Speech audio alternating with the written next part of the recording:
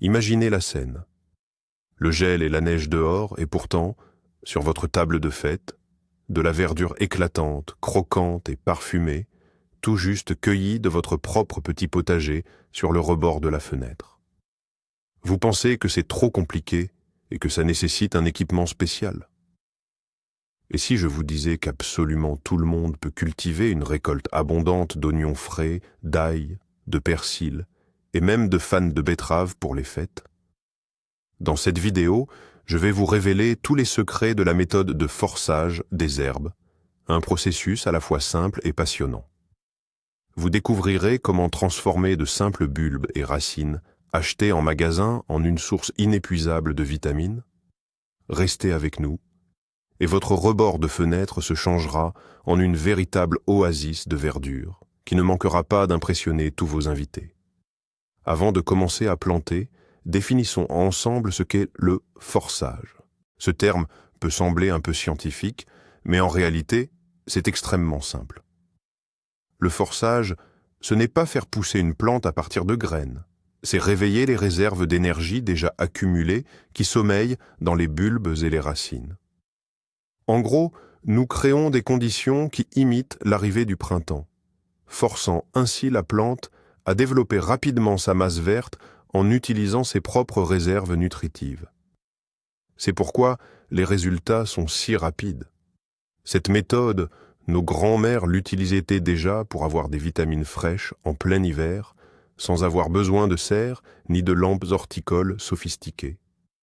Nous prenons simplement une batterie prête à l'emploi, comme un bulbe d'oignon ou une racine de persil, et nous la poussons à nous donner toute son énergie sous forme de verdure croquante et saine. C'est une méthode presque infaillible, garantissant un succès même aux jardiniers les plus novices. Alors, par quoi commencer quand on veut créer un potager, même sur un simple rebord de fenêtre? Évidemment, par la préparation. Vous n'aurez pas besoin d'équipements chers ou encombrants. Notre arsenal est on ne peut plus simple. Des contenants pour vos plantations, du terreau adapté et bien sûr, de l'eau. Comme contenant, vous pouvez utiliser des pots de fleurs classiques, des barquettes en plastique récupérées, ou même des bouteilles en plastique que vous aurez coupées. La règle d'or est la présence de trous de drainage au fond, afin que l'excès d'humidité puisse s'évacuer librement. L'eau stagnante est le principal ennemi de nos futures plantations. Elle peut provoquer la pourriture des racines et des bulbes. Par conséquent, si vos contenants n'ont pas d'orifice, faites-les vous-même à l'aide d'un poinçon ou d'un couteau. La profondeur du contenant doit être suffisante pour que la racine ou le bulbe puisse être enterré au moins sur les 2/3 de sa hauteur.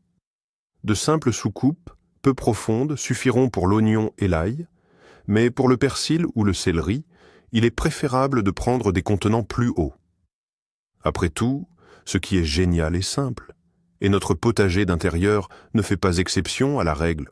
Le prochain composant essentiel, c'est le terreau. Beaucoup de jardiniers débutants font l'erreur de prendre la terre directement du jardin ou même de la rue. C'est quelque chose qu'il faut absolument éviter. Ce type de terre peut contenir des larves de parasites et des spores de maladies qui, une fois exposées aux conditions chaudes de votre intérieur, vont s'activer rapidement et risquent de compromettre toute votre récolte. L'option la plus simple et la plus sûre est d'acheter un terreau universel prêt à l'emploi, spécialement conçu pour les semis ou les plantes d'intérieur, dans n'importe quelle jardinerie. Il est déjà stérilisé, il possède une structure légère et aérée, et une composition équilibrée. Si malgré tout, vous souhaitez utiliser votre propre terre, vous devez absolument la stériliser en la passant au four, ou la faire geler sur le balcon pendant plusieurs jours pour éliminer tous ces habitants indésirables. Machos. Vous pouvez également améliorer la structure de ce sol en y ajoutant un peu de vermiculite ou de perlite. Ces ajouts rendront le terreau plus aérien et plus capable de retenir l'humidité, ce qui plaira beaucoup à nos futures pousses vertes. Passons maintenant à la star de notre rebord de fenêtre, l'oignon. On pourrait penser que c'est simple. Il suffit de prendre n'importe quel bulbe et de le planter. Mais c'est là que se cache le premier secret d'une récolte abondante. Beaucoup croient que plus le bulbe est gros, plus il produira de ciboulettes. C'est un mythe très répandu. En réalité, les bulbes géants mettent souvent beaucoup de temps à s'enraciner et ne donnent qu'1 ou 2 pousses épaisses, mais peu nombreuses. Le candidat idéal est un bulbe de taille moyenne, bien ferme, sans aucun dommage ni signe de pourriture, pesant environ 40 à 60 grammes. Le plus important, faites attention au nombre de germes. Vous pouvez parfois sentir plusieurs petites bosses au fapi fermes sous les écailles sèches. Ce sont vos futurs points de croissance. Plus il y en a, plus votre touffe verte sera abondante. Les variétés multigermes, comme le Stuttgarter Riesling ou le Bessonowski, sont tout simplement parfaites. Et si vous voyez que le bulbe a déjà commencé à germer tout seul, c'est le jackpot. Prenez-le sans hésiter, il est prêt à démarrer et donnera de la ciboulette plus vite que les autres. La préparation des bulbes avant le forçage est un petit rituel crucial qui permet d'obtenir les premières pousses vertes plusieurs jours plus tôt. Tout d'abord, il est essentiel de réveiller notre belle endormie. Pour ce faire, coupez délicatement l'extrémité sèche du bulbe sur environ 1 centimètre. Cette simple manipulation facilitera le passage aux jeunes pousses vertes. Deuxièmement, pour désinfecter le matériel et stimuler la croissance, faites tremper les bulbes pendant 20 à 30 minutes dans de l'eau chaude, idéalement entre 40 et 50 degrés. Vous pouvez ajouter à l'eau quelques cristaux de permanganate de potassium jusqu'à obtenir une solution légèrement rosée. Ce bain chaud permet au bulbe de s'éveiller plus rapidement et de former activement son système racinaire. Certains jardiniers retirent également la couche supérieure des écailles sèches et brillantes, mais cette étape n'est pas obligatoire. Absous. L'essentiel est de ne pas abîmer le corps du bulbe ni son plateau racinaire, d'où émergeront les racines. Ces étapes simples sont votre garantie d'un démarrage rapide et homogène. Passons à la plantation de nos oignons. Il y a 2 méthodes principales, en terreau et dans l'eau. La plantation en terreau est considérée comme la méthode la plus efficace, car la terre apporte au bulbe tous les nutriments nécessaires. La ciboule sera ainsi plus juteuse et plus aromatique. Au fond de votre contenant, déposez une petite couche de drainage, par exemple des billes d'argile, puis remplissez-le de terreau en laissant environ 2 cm libres du bord. Tassez légèrement la terre et arrosez-la généreusement. Nous allons maintenant planter nos bulbes préparés. Vous pouvez les serrer les uns contre les autres. Cette méthode est parfois appelée la plantation en pont. Enfoncez chaque bulbe dans le terreau sur la moitié ou les 2/3 de sa hauteur. Inutile de les recouvrir entièrement. Le plateau racinaire doit être en contact étroit avec la terre humide pour stimuler la croissance des racines. Piabobo. Une fois la plantation terminée, placez le contenant dans un endroit chaud, mais pas forcément lumineux, pendant quelques jours. Dès que les premières tiges vertes apparaissent, vous pourrez transférer sans crainte votre mini-potager sur le rebord de fenêtre le plus ensoleillé. La seconde méthode, connue de beaucoup depuis l'enfance, consiste à faire pousser l'oignon dans l'eau. Elle est encore plus simple, mais nécessite quelques précautions. Vous aurez besoin d'un verre ou d'un petit pot. L'essentiel est que l'oignon ne soit pas submergé et ne coule pas, mais que seule sa base, appelée le talon, touche l'eau.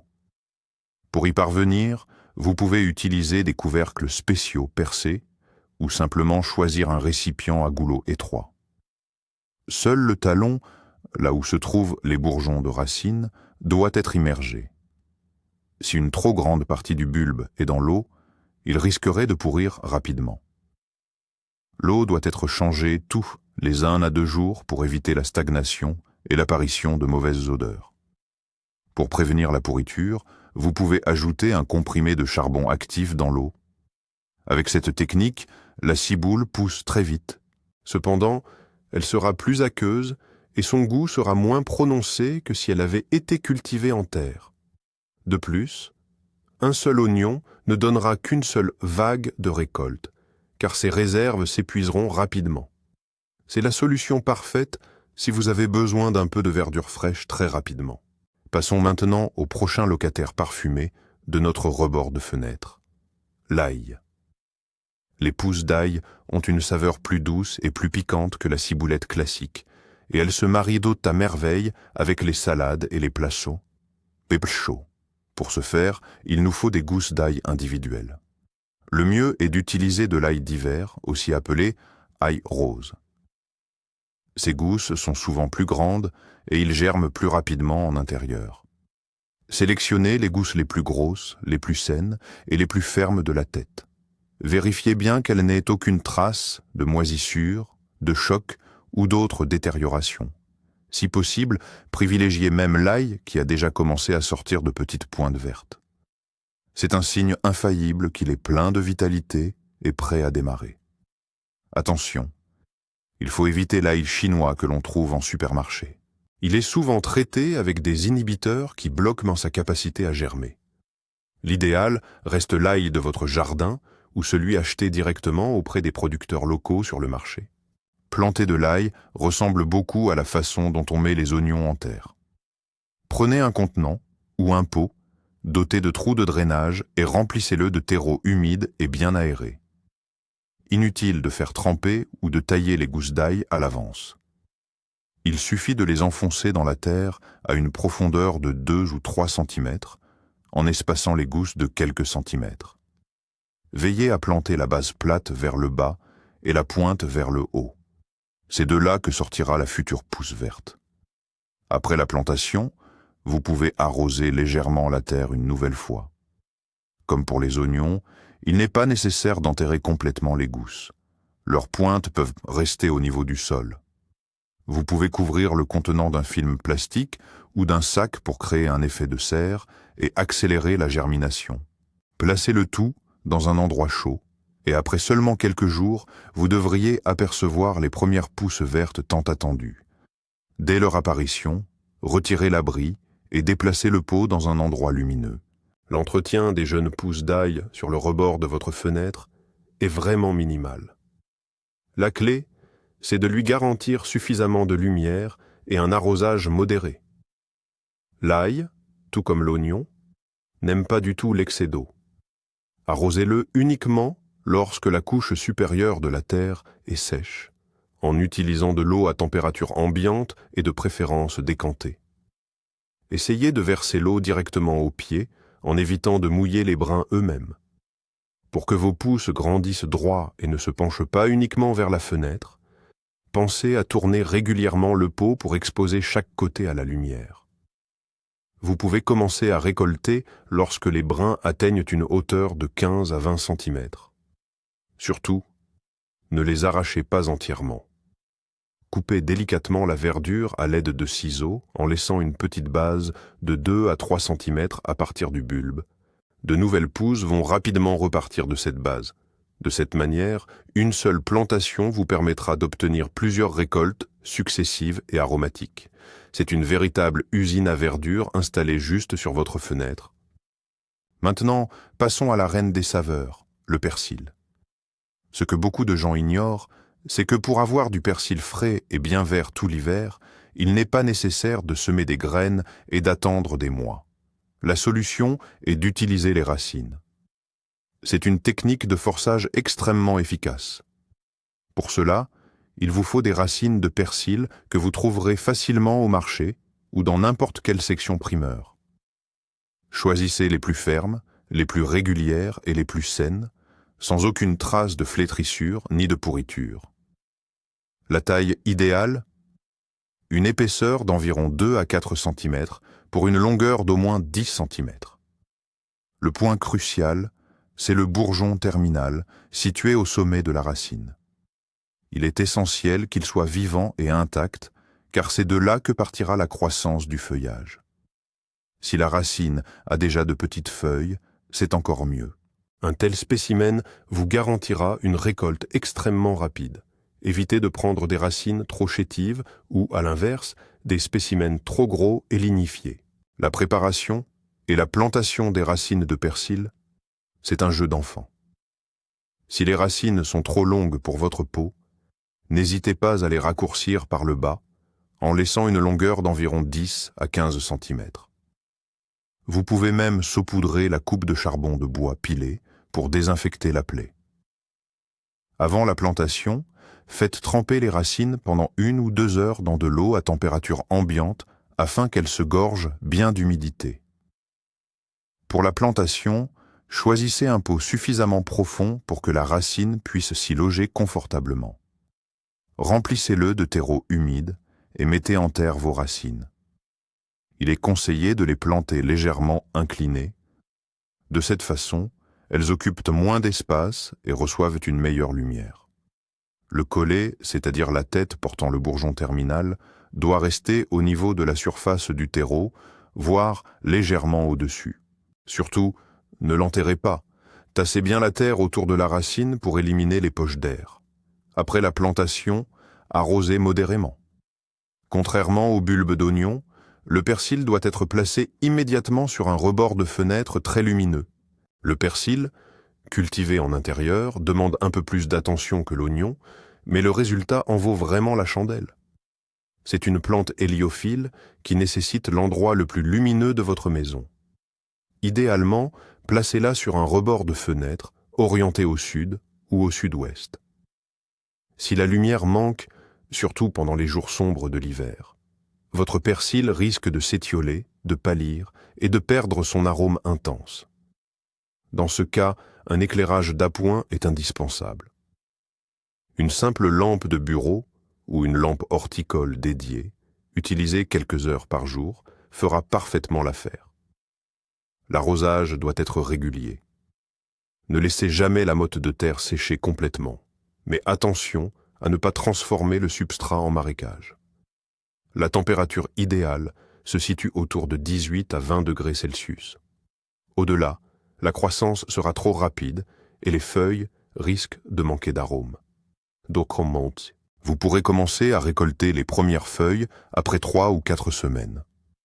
Coupez toujours les feuilles extérieures, les plus grandes, tout en laissant le cœur de la rosette intact pour que le plant continue de produire. Le céleri rave, un proche cousin du persil, se prête lui aussi merveilleusement bien au forçage. Ses feuilles possèdent un arôme encore plus fort et parfumé, parfait pour les soupes, les sauces ou les plats de viande. Le principe du forçage est d'ailleurs pratiquement identique à celui du persil. Nous aurons besoin d'une petite rave de céleri bien saine. Choisissez des spécimens fermes, pas plus gros qu'une pomme, et surtout, assurez-vous que le bourgeon central soit vivant et intact. Dans le commerce, le céleri est souvent vendu sans ses feuilles, mais avec le sommet proprement coupé. C'est exactement ce qu'il nous faut. Avant la plantation, si les racines sont trop longues, coupez-les légèrement. Ensuite, faites tremper la rave entière dans l'eau pendant quelques heures. Pour la mise en pot, choisissez un contenant dont le diamètre dépasse à peine celui de la rave. Le céleri rave, tout comme le persil, apprécie un terreau nutritif et bien drainé. La technique de plantation est identique. Veillez à ce que le point de croissance reste bien au-dessus de la surface du substrat. Une fois que vous avez planté votre céleri, son entretien est très simple. Les clés de la réussite sont la lumière et un arrosage régulier. Placez le pot sur le rebord de fenêtre le plus ensoleillé. Le céleri apprécie beaucoup l'humidité. Veillez donc à ce que le terreau reste toujours légèrement humide. S'il est trop sec, cela peut stopper la croissance du feuillage. Cependant, comme pour toutes les plantes d'intérieur, il est essentiel d'éviter que l'eau stagne dans la soucoupe. La température idéale pour la croissance du céleri se situe entre 15 et 18 degrés. Il n'aime pas trop la chaleur, évitez donc de le placer près d'un radiateur. Dans ces conditions, le feuillage poussera plus lentement, mais en contrepartie, il sera incroyablement parfumé et savoureux. Vous pourrez commencer à cueillir les premières jeunes pousses au bout de 3 à 4 semaines. Comme pour le persil, coupez les feuilles extérieures en laissant bien le cœur de la plante intact afin que la touffe continue de se développer. Un seul pied de céleri pourra vous fournir en herbes fraîches pendant plusieurs mois. Et maintenant, attention, la surprise. Saviez-vous qu'on peut utiliser une simple betterave rouge pour obtenir des pousses de verdure fraîche? Nous avons l'habitude de la valoriser pour son bulbe, mais ces jeunes feuilles, ou fans, sont en réalité un trésor de vitamines et d'oligo-éléments. Leur saveur rappelle celle de l'épinard ou de la bête, et elles s'intègrent parfaitement aux salades, aux soupes et aux smoothies. Pour les faire pousser chez vous, nous aurons besoin de la partie supérieure du bulbe. En magasin, choisissez des betteraves de petite taille, bien fermes et avec une peau lisse. L'idéal est que les germes des futures feuilles soient déjà visibles sur le dessus. Une fois chez vous, à l'aide d'un couteau bien aiguisé, coupez la partie supérieure du bulbe sur une épaisseur d'environ 2 à 3 cm. C'est cette calotte qui va nous servir de base pour la culture. La partie inférieure de la betterave, quant à elle, peut être utilisée sans problème pour la préparation de votre bortsch ou de votre salade. C'est le zéro déchet en action. Cette méthode simple vous permet de tirer le maximum de bénéfices d'un seul légume. Faire pousser des fans de betterave est probablement le processus le plus simple qui soit. Prenez une assiette peu profonde, une soucoupe ou un plateau. Au fond, vous pouvez étaler une couche de coton, quelques serviettes en papier, ou mettre un peu de terreau, de sable, ou même de la sciure de bois. L'essentiel, c'est que ce support puisse retenir l'humidité. Humidifiez bien la base avec de l'eau, puis déposez simplement les têtes de betterave coupées dessus, le côté coupé vers le bas. Enfoncez-les légèrement dans le substrat. Vous pouvez planter plusieurs de ces chapeaux dans le même contenant. Placez votre petite plantation sur un rebord de fenêtre bien éclairé, et voilà. Vous n'avez plus rien à faire. Votre seule tâche sera de maintenir le substrat constamment humide sans jamais le laisser sécher. Après quelques jours seulement, de jeunes feuilles éclatantes, nervurées de Bordeaux, commenceront à émerger du centre des têtes. Non seulement c'est utile, mais cela donne aussi une très jolie touche décorative à votre fenêtre. Les pousses de betterave se développent à une vitesse impressionnante. Seulement 1 semaine et demie à 2 semaines après la plantation, vous aurez déjà de jeunes feuilles de 10 à 15 cm, parfaites pour la récolte. Vous pouvez les cueillir délicatement au ciseau ou simplement les pincer. Plus vous récolterez, plus les nouvelles feuilles repousseront rapidement. Bien sûr, cette méthode ne vous fournira pas de verdure pour tout l'hiver, car les réserves nutritives contenues dans ce petit morceau de racine sont limitées. Généralement, une seule de ces couronnes produit activement durant 3 à 4 semaines, après quoi il est préférable de la remplacer par une nouvelle. Mais étant donné la simplicité et le peu d'espace que cela requiert, vous pouvez facilement organiser une véritable chaîne de production verte en plantant de nouvelles couronnes chaque semaine. C'est une excellente manière d'ajouter de la couleur et des nutriments frais à votre alimentation hivernale, et ce, sans aucun effort. Concentrons-nous sur la lumière, car en hiver, c'est clairement la ressource la plus rare pour nos plantes d'intérieur. Les journées courtes et le temps maussade peuvent ralentir la croissance de nos verdures, les rendant pâles et étirées. Pour éviter cela, placez vos pots sur les rebords de fenêtres les plus lumineux, ceux orientés sud, sud-est ou sud-ouest. Nettoyez régulièrement les vitres de vos fenêtres, car même une fine couche de saleté peut bloquer jusqu'à 30% de la lumière. Faites pivoter les pots tous les 2 jours, afin que vos plantes poussent droit et ne penchent pas toujours du même côté.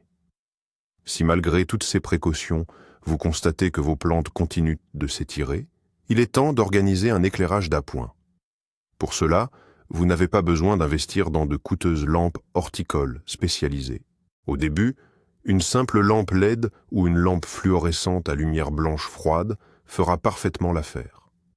Allumez-la pendant 3 à 4 heures le matin et autant le soir, prolongeant ainsi la journée lumineuse jusqu'à 12 ou 14 heures. Abordons maintenant l'une des erreurs les plus courantes, un mauvais arrosage. La règle d'or pour toutes nos cultures oziforcées est simple. Il vaut toujours mieux sous-arroser légèrement que de trop arroser. L'excès d'humidité dans le sol provoque un manque d'oxygène au niveau des racines et favorise le développement de bactéries putrides. Vos bulbes et vos racines risquent tout simplement de pourrir. N'arrosez vos plantes que lorsque le premier ou les 2 premiers centimètres de terre sont bien secs. Utilisez impérativement de l'eau décantée, à température ambiante, car l'eau froide du robinet pourrait provoquer un choc thermique à vos cultures. Veillez à arroser délicatement, directement au pied, en évitant absolument de mettre de l'eau au centre de la rosette, notamment pour le persil ou le céleri. Si de l'eau stagne dans la soucoupe après l'arrosage, vous devez impérativement la retirer au bout d'une demi-heure à 40 minutes. Il est crucial de trouver le juste équilibre. Le substrat doit rester légèrement humide, sans jamais être transformé en véritable marécage. Enfin, le dernier aspect crucial concerne la température et l'humidité de l'air. En hiver, l'air intérieur est souvent excessivement sec à cause du chauffage central. C'est une condition qui déplaît fortement à nos plantes. La chaleur dégagée par les radiateurs assèche rapidement le feuillage. Pour améliorer le confort de vos cultures, vous pouvez placer une coupelle ou un récipient rempli d'eau près des pots, ou vaporiser régulièrement l'air ambiant autour des plantations. Quant à la température, la plupart de ces cultures ne tolèrent pas la chaleur excessive. L'idéal est de maintenir une plage entre 15 et 22 degrés. À des températures supérieures, la croissance est certes plus rapide, mais la verdure devient molle et perd en arôme. Évitez donc de placer les pots dans la zone la plus chaude de la pièce. Un rebord de fenêtre frais est exactement ce qu'il faut pour garantir une récolte de qualité et très parfumée. Retenez ces 3 piliers de la réussite: la lumière, un arrosage modéré et la fraîcheur. Pour résumer, nous avons vu aujourd'hui qu'il n'est absolument pas nécessaire d'être un jardinier chevronné pour créer son propre coin de verdure sur le rebord de la fenêtre. Tout ce dont vous avez besoin, c'est d'un peu de motivation, de quelques matériaux très simples, et de bulbes ou de graines que l'on trouve facilement dans n'importe quelle épicerie. Faire pousser de la ciboule, de l'ail, du persil, du céleri, ou même de la betterave, ce n'est pas seulement une façon de fournir des vitamines fraîches à votre famille pour la période des fêtes, c'est aussi une activité passionnante qui apporte énormément de joie. Regardez la vie jaillir sous vos yeux d'un simple bulbe, endormi, c'est une véritable magie de l'hiver. J'espère sincèrement que cette vidéo vous a inspiré à démarrer votre propre mini-potager. Un grand merci d'avoir regardé jusqu'à la fin. Si ce guide vous a été utile, n'hésitez pas à nous soutenir en mettant un pouce bleu et en vous abonnant à la chaîne. De cette façon, vous ne manquerez aucune de nos nouvelles vidéos. Maintenant, une question pour vous. Quelles herbes aimeriez-vous cultiver en priorité sur votre rebord de fenêtre? Ou peut-être avez-vous déjà une expérience réussie de culture en intérieur? Partagez vos histoires et vos photos dans les commentaires. À très bientôt!